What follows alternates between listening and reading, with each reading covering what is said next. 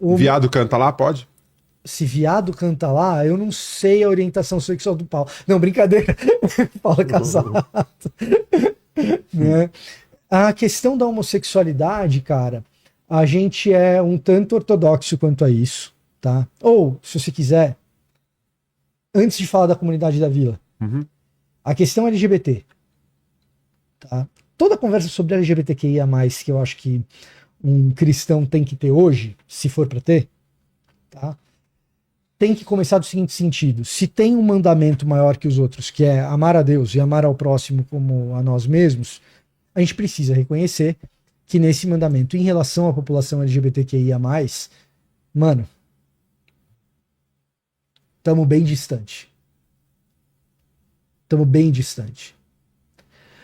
Depois disso vem a discussão teológica a respeito de ser pecado ou não ser, e por que é e por que não é. Nós achamos que é, lá na comunidade da vila, tá? Mas essa é uma discussão que vem sempre depois da primeira, que é o meu pecado contra o LGBTQIA+, tá? Que nós somos uma igreja que acredita em pecado bastante. Não no sentido de oprimir a pessoa com o peso do pecado, mas de perceber que pecado é o quê? Crueldade humana fazendo com que concretamente se perceba o mundo como ele não deveria ser percebido. Isso não tem nada a ver com fazer amor com o bumbum. E aí tem um grande lance. Existem algumas coisas que a Bíblia trata como pecado que eu tenho dificuldade em saber como se encaixa na equação. Então, qual que é a minha postura e a postura da comunidade da vila? A nossa postura é: beleza, a gente acredita no que o texto bíblico diz a respeito desse tipo de pecado. Isso não nos dá o direito de pecarmos em nome disso. Percebeu? Essa é a postura que a gente tem lá, tá? Mas voltando nos exemplos que você estava levantando, tem questões como, por exemplo, a questão do morador de rua ser um incômodo. Às vezes eu sinto na comunidade da vila que determinados membros são um incômodo. Precisa ir tão longe. Não precisa ir tão longe. Existem pessoas com as quais a gente tem super tranquilidade e até prazer em ter uma troca de ideias. Existem outras pessoas que têm zero de culpa nessa história, ou porque são neurodivergentes e estão carregando isso, e é diferente o jeito delas de experimentar o mundo, de se expressar, e a gente ainda não conseguiu lidar com aquilo. E ela, dentro da igreja, se torna um incômodo que a gente precisa falar, não é incômodo. E a gente tem dificuldade. É um desafio. Então, de novo, em tudo isso que você mencionou, o que eu penso? Eu penso o seguinte: na minha realidade, como eu lido com a minha culpa nessa história? E o que eu posso fazer publicamente é: cara, eu vou expor o evangelho. E você me diz se o que foi pregado para você foi evangelho ou se não foi.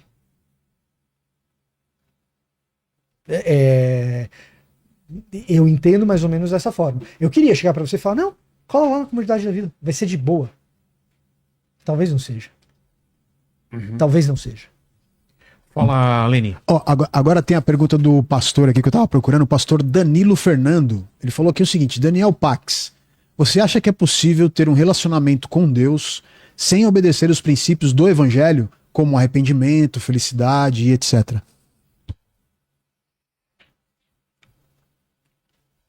Cara, é muito louco isso, porque eu não consigo me basear numa relação com o divino baseada em ritual, velho. Eu acho que foi isso que aconteceu comigo, que perdeu sentido. Eu tenho 2 filhos. Se você for na minha casa e me ver em cima de um altar e os meus filhos jogados no chão, cantando música, citando meu nome 72 vezes, se jogando, se humilhando, se rendendo, devendo pra mim porque eu dei a vida pra eles, pra consertar uma coisa que eu mesmo fiz, que são eles, pra mim só não faz muito sentido. E eu acho que, quando eu falo que não faz muito sentido, eu não tô dando uma resposta, eu tô falando que só não faz sentido. É simples. Se o meu filho hoje chegar em mim e falar, eu não acredito em você, eu não vou puni-lo por causa disso. E essa é a discussão que eu quero trazer. Essa é a discussão que eu acho que é saudável. Vamos trocar essa ideia, velho. Vamos trocar essa ideia, porque se incomodaram quando eu falei assim, ele morreu por mim, eu não pedi pra ele morrer por mim. É essa parte que eu queria que a gente Tá falasse ligado? Pô, mais, se ele... é. Peraí, eu não pedi, mano. Então, assim... Eu não pedi pra Jesus pagar pelos meus pecados na Sim, cruz. sim, até porque o que é o conceito de pecado? Vilela, é tão, pra mim é tão banal, é tão raso você se culpar e se punir por causa de um passado que você teve de bebedeira ou de mulherada ou de droga ou de qualquer coisa que naquele momento fez sentido pra você. Não, mas eu tô falando Entende? do lado de Jesus, de É, não perguntar então- pra você se você quer, mas ele fazer isso Aí ele pelo paga amor a sua dele. dívida, É. ele paga essa sua dívida, porque você pisou na bola, ele paga a sua dívida. Isso 2000 anos antes de você existir, ele já pagou, porque ele é espertão, então ele já sabe. E ele já pagou, e aí quando você... É igual o sistema de saúde nos Estados Unidos. Você desmaiou no meio da rua. Quando você acorda, você tá no hospital. Você fala, mano, quem me trouxe pra cá? Ah, a gente trouxe você pra cá pra cuidar de você. Você tá vivo porque a gente fez isso por você. Putz, obrigado, agora tô o boleto. Agora você vai ter que pagar. Peraí. Não, como assim?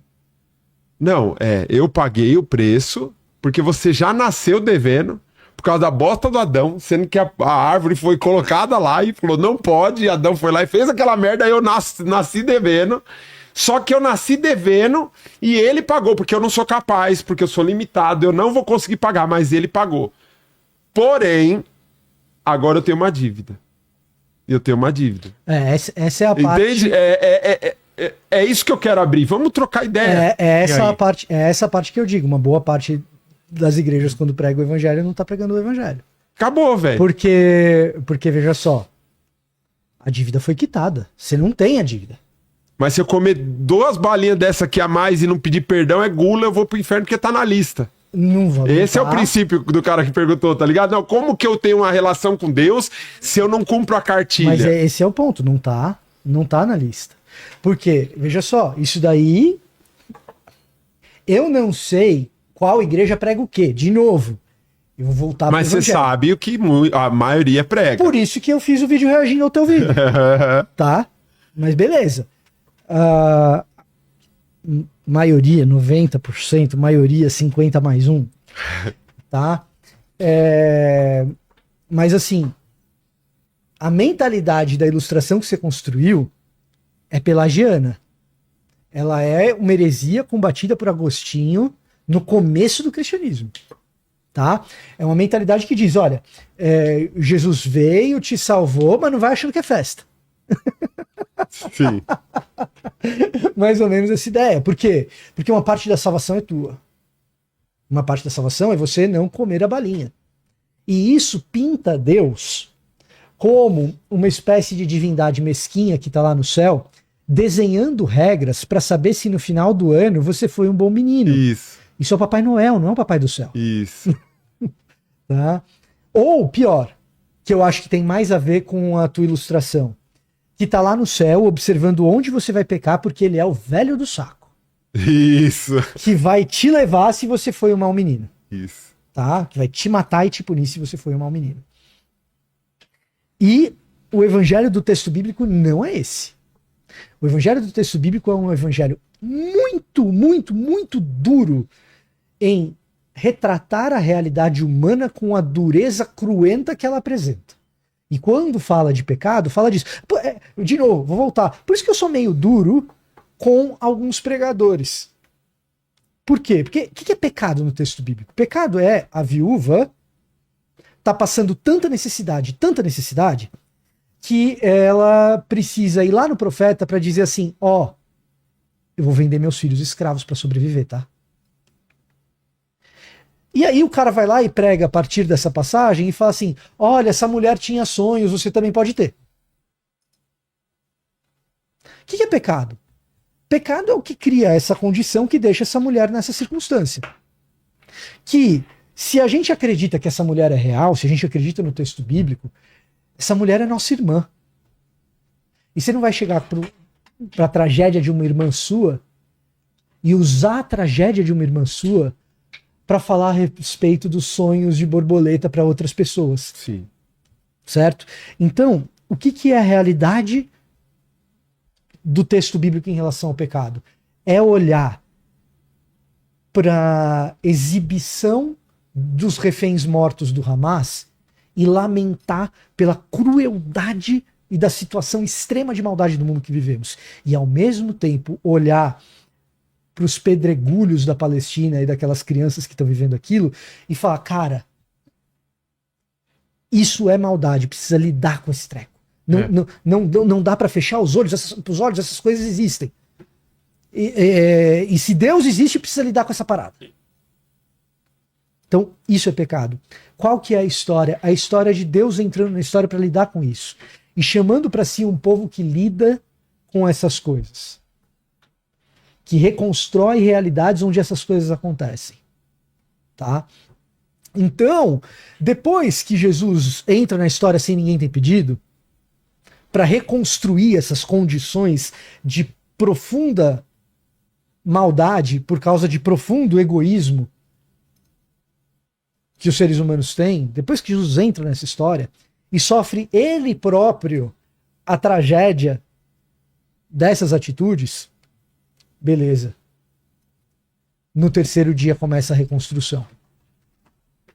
E ele começa a chamar pessoas que estejam dispostas a dizer, eu fiz parte da construção dessa maldade, sim. Quando eu tava lá na bebedeira, eu não peguei o carro para dirigir, mas eu tenho um amigo que tava ali naquele contexto que pegou. Porque a bebedeira nunca é só a bebedeira. Quando eu tava lá me divertindo com a galera, cara, não era só diversão. Teve aquela pessoa que eu iludi, que ela achava que ia ter coisa séria, mas eu só queria a diversão. Porque nunca é só a diversão. Ou quando eu tava lá na igreja. Ou quando eu tava lá na igreja. Beleza, podemos colocar isso. Beleza, podemos. Que eu virei as costas pro outro, que eu fui intolerante. A gente colocou bastante exemplos de igreja já, mas podemos de novo, não tem problema. Tá? Porque a impressão é que a idolatria ela só existe fora e o problema e os exageros só existem fora. Na verdade, quando o problema são os exageros. Eu só tô trazendo a bebida e a diversão com a mulherada porque... Sim, foi porque é o que eu disse. Sim. Tá? Senão eu nem entraria. Mas o ponto é, depois que eu fui chamado para fazer parte dessa reconstrução, faz sentido eu voltar a destruir?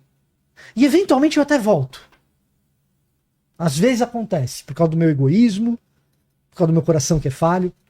Mas a pergunta que tem que ser feita não é se eu continuo devendo para Deus. A dívida está paga. Precisa mais do que o sacrifício do próprio Deus para pagar a minha dívida? A dívida está paga, a questão não é essa.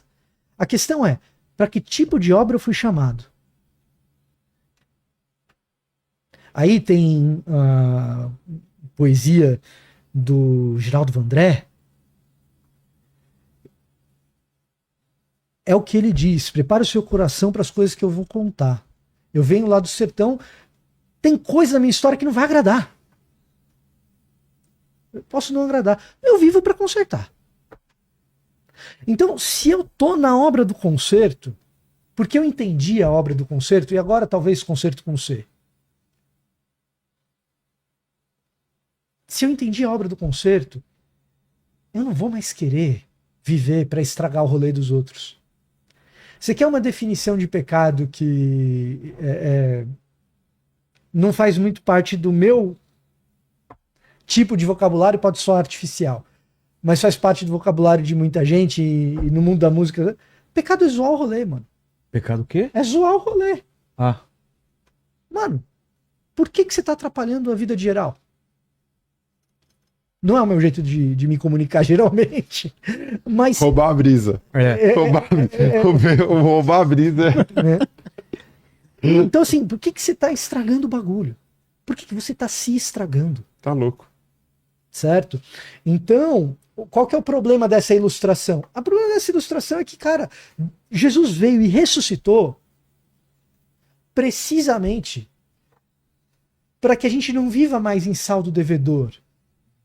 O que a gente faz agora é investir o pouco que a gente tem na vida do outro. Acabou.